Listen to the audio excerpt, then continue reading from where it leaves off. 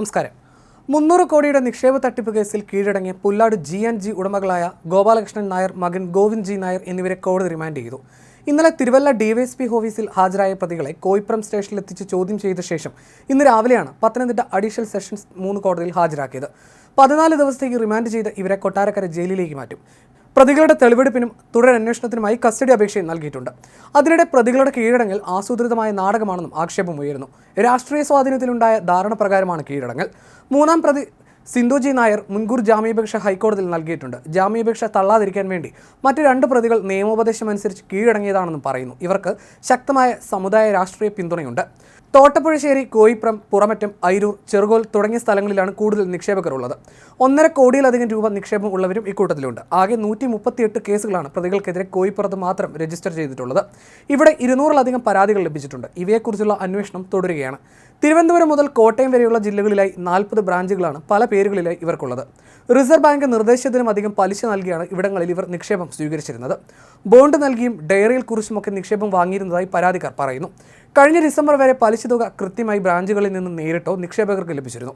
ഇതിന് തടസ്സം വന്നതോടെയാണ് പ്രതിസന്ധി പുറംലോകം അറിയുന്നത്. ഇതിന് തൊട്ടുമുൻപ് സഹോദരന്റെ സമാന സ്വഭാവമുള്ള സ്ഥാപനം പൂട്ടുകയും ഇവരെ അറസ്റ്റ് ചെയ്ത് ജയിലിലടക്കുകയും ചെയ്തു. ഇതും പ്രതിസന്ധി രൂക്ഷമാകാൻ കാരണമായി.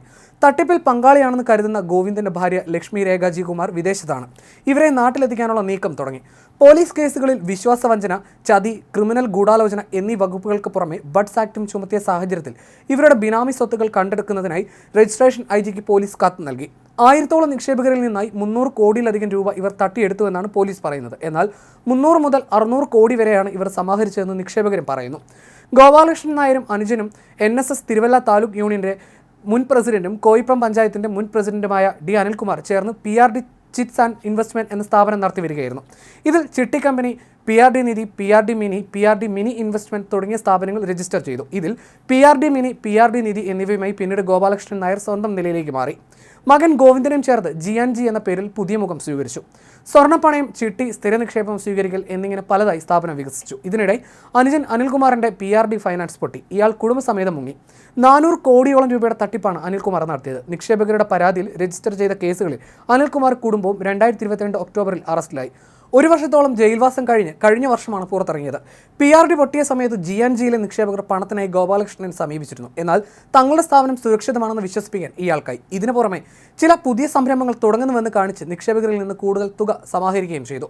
ജനുവരി അവസാന ആഴ്ചയിലാണ് ഇവർ കുടുംബസമേതം മുങ്ങിയത്. ഡിസംബർ വരെ നിക്ഷേപകർക്ക് പലിശ നൽകിയിരുന്നു. ഇതിനു മുൻപുള്ള മാസങ്ങളിൽ നിക്ഷേപം കാലാവധി പൂർത്തിയായവർ തുക മടക്കി കിട്ടുന്നതിന് ഉടമകളെ സമീപിച്ചിരുന്നു. ഇവരോട് ഫണ്ട് വരാനുണ്ടെന്ന കാരണം പറഞ്ഞ് അനിശ്ചിതമായി നീട്ടിക്കൊണ്ടു പോവുകയായിരുന്നു. ഇതിനിടെ സ്ഥാപനം സാമ്പത്തിക പ്രതിസന്ധിയിലാണെന്ന് വാർത്ത വരുന്നു. ഇതോടെ നിക്ഷേപകർ തെള്ളിയൂരിലെ ആസ്ഥാനത്ത് വന്ന് പണം മടക്കി ആവശ്യപ്പെട്ടു. കാര്യങ്ങൾ കൈവിട്ടു പോകുമെന്ന അവസ്ഥ വന്നതോടെ ഉടമകൾ നിക്ഷേപകരുടെ യോഗം വിളിച്ചു. സാമ്പത്തിക പ്രതിസന്ധി ഉണ്ടെന്നും പണം പല ഘട്ടങ്ങളിലായി മടക്കി നൽകാമെന്നും ജനുവരി 13 ചേർന്ന യോഗത്തിൽ പറഞ്ഞു. നിക്ഷേപത്തിന്റെ 1% വെച്ച് 100 മാസം കൊണ്ട് മടക്കി നൽകാമെന്നായിരുന്നു വാഗ്ദാനം. ഇത് നിക്ഷേപകർ അംഗീകരിച്ചില്ല. തുടർന്ന് പ്രതിമാസം മുതലിന്റെ 2% വീതം തിരികെ നൽകാമെന്ന ധാരണയിൽ എത്തിച്ചേർന്നു. എന്നാൽ ഒരാഴ്ചയ്ക്ക് ശേഷം ഉടമകൾ 4 പേരും വീട്ടിൽ നിന്ന് മുങ്ങി. 2 ജോലിക്കാർ മാത്രം അവശേഷിച്ചു. ദിവസങ്ങൾക്ക് ശേഷം ഇവരും ഇവിടെ നിന്ന് അപ്രത്യക്ഷരായി. ഗോപാലകൃഷ്ണൻ നായരുടെ കുടുംബ വീടും ചുറ്റുമുള്ള 5 ഏക്കറും ഒരു ചിട്ടിക്കമ്പനി ഉടമയ്ക്ക് വിറ്റ ശേഷമാണ് മുങ്ങിയതെന്നും നിക്ഷേപകർ പറയുന്നു.